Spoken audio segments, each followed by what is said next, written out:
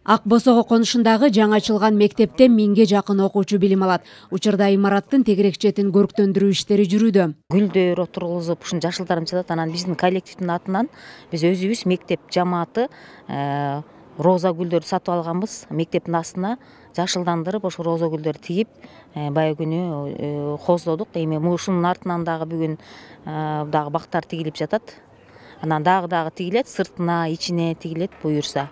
Президенттин улуттук тазалык күнү жана 2023-25 жылдар мезгилинде тиричилик калдыктарын иштетүүдө натыйжалуу инфраструктураны түзүү боюнча иш-аракеттер планы жөнүндө жарлыгын алайык. Бишкектин бардык райондорунда административдик имараттар, социалдык мекемелер, соода түйүндөрдүн айланасы иретке келтирилүүдө.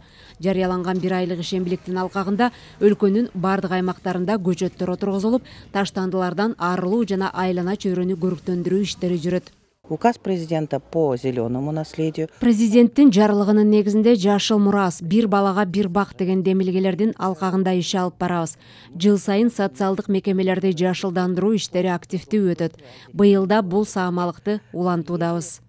Роза Отунбаеванын демилгеси эл аралык коомдук фонду бир нече жылдан бери өлкөдө жашылдандыруу менен алектенип келет. Бул аралыкта жалпы 44 000 көчөт отургузса, арасында 6,5 миңден ашык жемиш дарактары айылдардагы мектептерде тамактандырууну оптималдаштыруунун алкагында тигилген.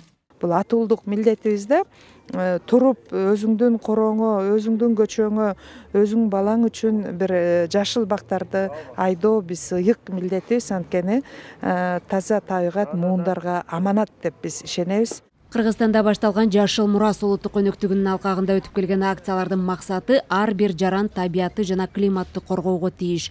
Ал үчүн өз салымын кошушу керек. Мамлекет башчы тарабынан демилгеленген улуттук өнөктүк салкы айланып, жыл сайын өлкө боюнча 5-6 миллион көчөт отургузуу пландалган. Элиза Нурматова, Руслан Сабатаров, Ала Тоо 24.